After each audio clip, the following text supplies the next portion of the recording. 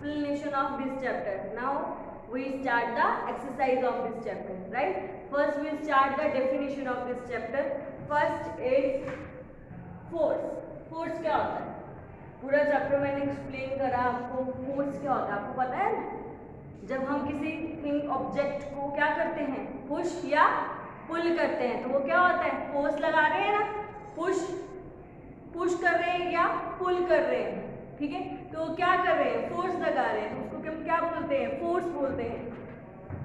ए push और pull applied on an object is called a force. A push और pull applied on an object is called a force.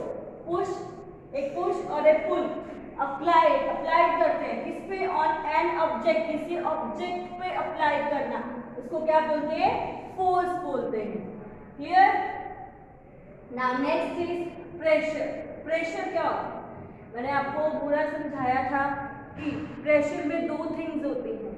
क्या होता है, force होता है और एरिया होता है, ठीक है. तो क्या होता है, जब फोर्स किस पे वर्क कर रहा है, ठीक है, यूनिट एरिया पे, उसको हम क्या बोलते हैं, प्रेशर बोलते हैं. मैंने आपको उसका फॉर्मूला भी बताया था. Pressure is equal to force upon unit area, surface area of unit, ठीक है. यूनिट एरिया का जो सरफेस एरिया है उसका, और जो मेरा हम किस पे फोर्स लगा रही हूँ, फोर्स किस पे एक्ट कर रहा है, ठीक है. पर यूनिट एरिया मैंने समझाया था ना, वही देखो.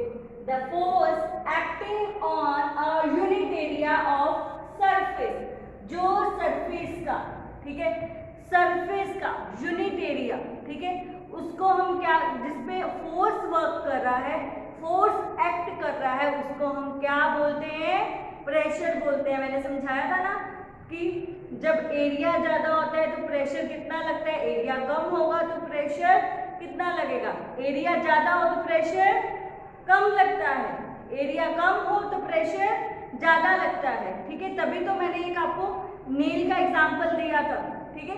जब हम नेल को अंदर डालना है तो हम प्रेशर ज्यादा लगाते हैं क्योंकि उसका जो एरिया है वो कम है, ठीक है. तो प्रेशर ज्यादा लगाना पड़ेगा तभी वो नेल क्या है, अंदर जाएगा. क्लियर. इसीलिए अब मैं ये यूनिट्स को आपको दोबारा से रिपीट करूँ ताकि तुम्हें अच्छे से लर्न हो जाए, अच्छे से तुम्हें पता चले कि क्या है, ठीक है. इसीलिए मैं दोबारा रिपीट कर रही हूँ. ओके. देखो, the force acting on a unit area of a surface is called a pressure. जो यूनिट एरिया किसके, सरफेस के एक्ट करता है, कौन, फोर्स, उसको हम क्या बोलते हैं, प्रेशर बोला जाता है. Clear. Now next, electrostatic force. जो इलेक्ट्रोस्टैटिक फोर्स क्या होता है, इलेक्ट्रोस्टैटिक फोर्स मैंने आपको क्या बताया था, फिर से रिमाइंड करा रही हूँ. क्या करवाया था मैंने, कॉन्टैक्ट फोर्स और नॉन कॉन्टैक्ट फोर्स, ठीक है. कॉन्टैक्ट फोर्स के आपको पता है कि कौन कौन से एग्जांपल मैंने बताए थे, ठीक है. फिर नॉन कॉन्टैक्ट फोर्स में मैंने क्या क्या बताया था. नॉन कॉन्टैक्ट फोर्स में मैंने एक मैग्नेट और इलेक्ट्रोस्टैटिक्स के बारे में बताया था, ठीक है. मैग्नेट मतलब अपने आप को कोई फोर्स लगाने की जरूरत नहीं पड़ती, अपने आप वो अट्रैक्ट होते हैं. पर इलेक्ट्रोस्टैटिक में क्या होता है, इलेक्ट्रोस्टैटिक में एक चार्ज बॉडी दूसरे चार्ज या अनचार्ज बॉडी को पर फोर्स लगाता है, ठीक है. या वो चार्ज होगा दूसरा बॉडी या अनचार्ज भी हो सकता है, ठीक है. जिसमें मैंने बैलून का एग्जांपल दिया था. बैलून को मैंने अपने हेयर से रब करा, वो चार्ज हो गया, ठीक है. और नीचे जो छोटे छोटे पीसीस पड़े हुए हैं उसके पेपर के, तो वो बैलून उनके पास लेके जाऊंगी तो क्या होगा, बैलून के साथ चिपक जाएंगे, ठीक है. क्योंकि बैलून क्या है, चार्ज बॉडी है और वो अपनी तरफ उनको अट्रैक्ट कर रहा है, फोर्स लगा रहा है. इसमें मैंने कोई कॉन्टेक्ट करा, कोई कॉन्टेक्ट नहीं करा, अपने आप ही वो ऐसा हो रहा है, ठीक है. इसलिए इसको किसकी कैटेगरी में आता है, नॉन कॉन्टैक्ट फोर्स की भी कैटेगरी में आता है, ठीक है. देखो, the force exerted by charge body, force लगाया जा रहा है किसके द्वारा, चार्ज बॉडी के द्वारा, ऑन अनदर चार्ज और अनचार्ज बॉडी, दूसरी चार्ज या अनचार्ज बॉडी के द्वारा जब फोर्स लगाया जाए उसको हम क्या बोलते हैं, electrostatic force. The force exerted by charged body on another charge और अनचार्ज बॉडी पर, चार्ज बॉडी का दूसरी चार्ज या अनचार्ज बॉडी पर फोर्स लगाना, उसको हम क्या बोलते हैं, इलेक्ट्रोस्टैटिक फोर्स बोला जाता है। क्लियर।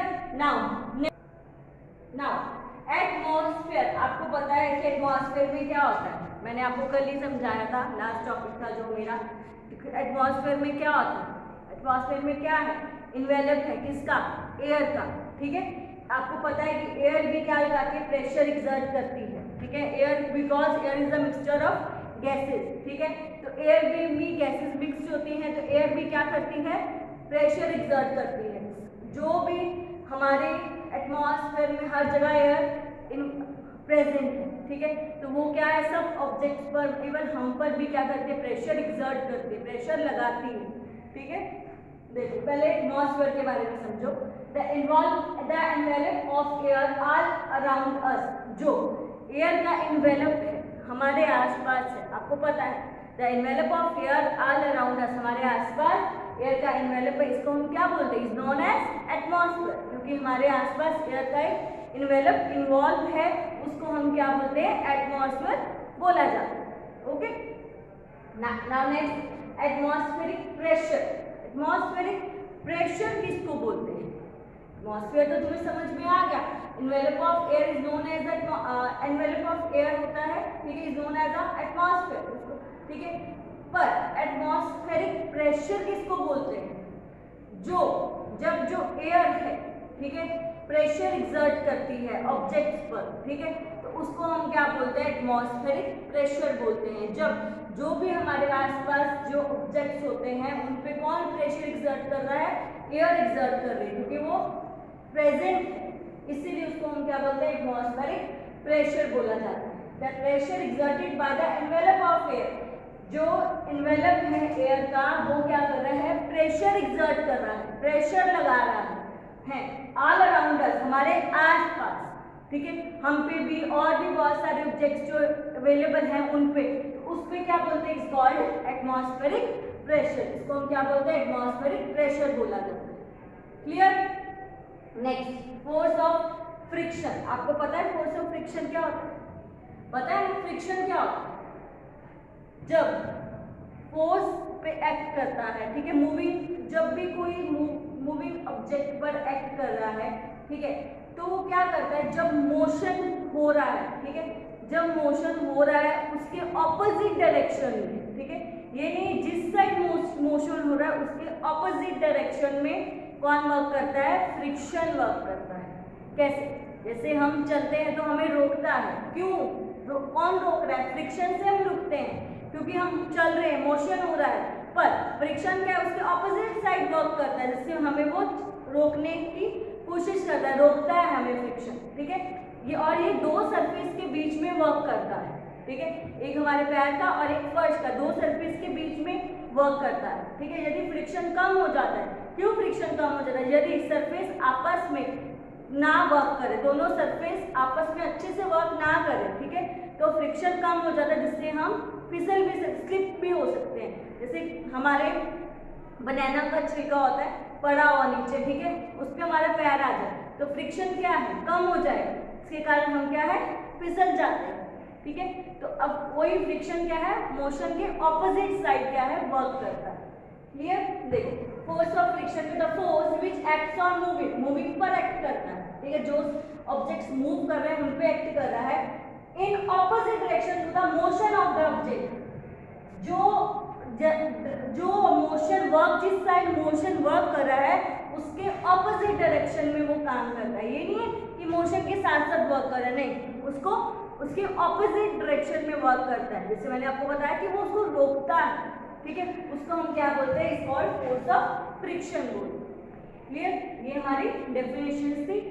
ओके, यहाँ पे डेफिनेशन फिनिश हुई है। कल हम स्टार्ट करेंगे choose the correct option of this chapter. Right, जो भी डेफिनेशंस हैं उसको अच्छे से करना है, क्योंकि ये सारी इंपॉर्टेंट डेफिनेशंस है। इसमें सब कुछ एक कंक्लूड है, जो भी टॉपिक हमने रीड करे हैं ना, जो भी मैंने आपको समझाया है उसका पूरा कंक्लूजन है इसमें, क्योंकि हर टर्म को इसमें आई है। ठीक है, मोस्ट ऑफ द सारी टर्म्स जो इंपॉर्टेंट सब टर्म्स इसमें कवर अप हुए, इसलिए जो डेफिनेशन को इसको अच्छे से लर्न करना, ताकि तुम्हें कोई भी कंफ्यूजन ना रहे किसी भी किसी भी टॉपिक में कोई कंफ्यूजन तुम्हें ना रहे. ओके.